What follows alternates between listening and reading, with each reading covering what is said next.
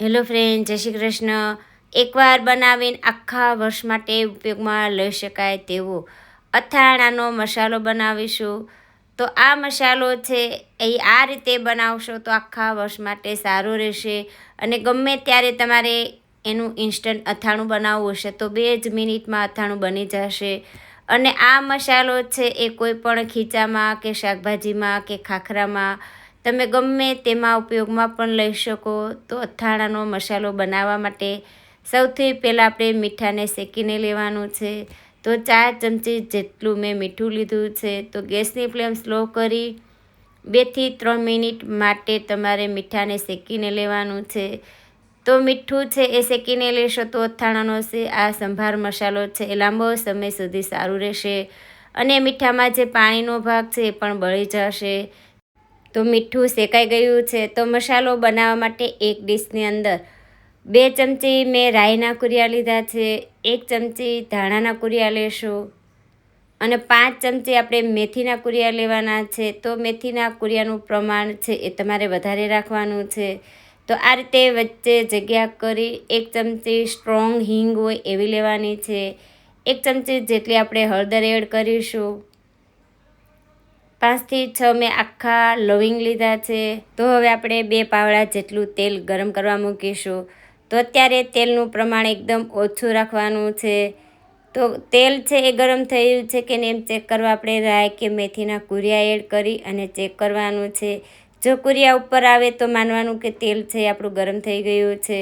તો આ રીતે મેં રાઈના કુરિયા એડ કર્યા છે અને ઉપર આવ્યા એટલે તેલ ગરમ થઈ ગયું. તો આ તેલને નોર્મલ એવું ઠંડુ કરી પછી આ મસાલા ઉપર એડ કરવાનું છે.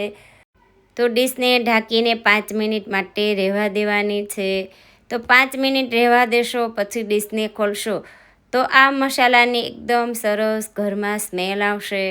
તો 5 મિનિટ જેવું થઈ જાય પછી જ ડીશ ખોલી અને એકદમ સરસ રીતે બધા મસાલા છે એ મિક્સ કરવાના છે. તો આ રીતે મિક્સ થઈ જાય પછી આપણે જે શેકીને મીઠું રાખ્યું છે એ એડ કરીશું. તો અત્યારે મેં 3 ચમચી જેટલું મીઠું એડ કર્યું છે. જો જરૂર હશે તો આપણે બીજું મીઠું એડ કરીશું. તો કાશ્મીરી લાલ મરચું 1 ચમચી અને 2 ચમચી મેં તીખું મરચું એડ કર્યું છે. તો કુલ 3 ચમચી મેં મરચું એડ કર્યું છે. તો બરાબર બધી વસ્તુ મિક્સ કરી લેવાની છે. તો આ મસાલો છે એ આ રીતે અત્યારે તમારે એકદમ છૂટો રહે એ રીતે જ મસાલો તૈયાર કરવાનો છે. તો આ રીતે હાથેથી બધી વસ્તુ છે એકદમ સરસ રીતે મિક્સ કરી લેવાની છે.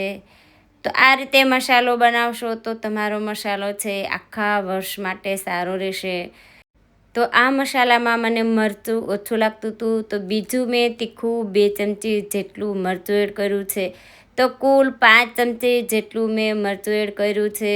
તો બધી વસ્તુ એકદમ સરસ મિક્સ કરી કોઈ પણ એરટાઇટ બોટલની અંદર ભરીને આ મસાલો છે એ રાખશો તો આખા વર્ષ માટે સારો રહેશે.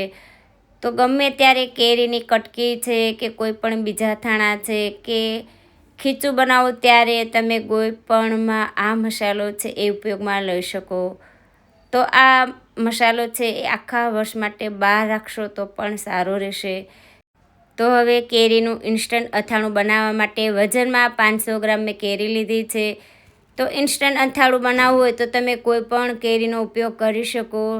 તો મેં આ રીતની કેરી લીધી છે, ધોઈને સાફ કરી અને આપણે એની કટકી કરી લેવાની છે. તો જેમ બને તેમ તમારે નાની સાઇઝની એની કટકી કરવાની છે. આ રીતની નાની હશે તો મસાલો છે એકદમ સરસ રીતે મિક્સ થઈ જશે. તો આ રીતે બાઉલમાં મેં કટકી કરી છે અને આપણી બોટલ ભરાતા જે મસાલો વધ્યો છે એમાંથી મેં 5 ચમચી જેટલો મસાલો એડ કર્યો છે. અને તેલ છે એને આપણે ગરમ કરી ઠંડુ કરી પછી જ ઉપયોગમાં લેવાનું છે. તો મેં અત્યારે સિંગ તેલનો ઉપયોગ કર્યો છે. તો આ તેલ ઠંડુ થઈ જાય પછી મસાલા ઉપર એડ કરી અને બધી વસ્તુ બરાબર મિક્સ કરવાની છે.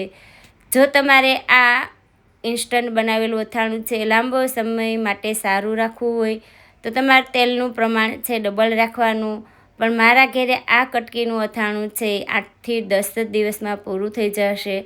એના માટે મેં તેલનું પ્રમાણ ઓછું રાખ્યું છે. તો આ રીતે બધી વસ્તુ મિક્સ કરી બોટલની અંદર ભરી ફ્રીજમાં રાખશો તો 1 મહિના સુધી સારું રહેશે. અને બહાર રાખશો તો 5 દિવસ માટે સારું રહેશે. તો આજનો વિડીયો ગમ્યો હોય તો શેર, લાઈક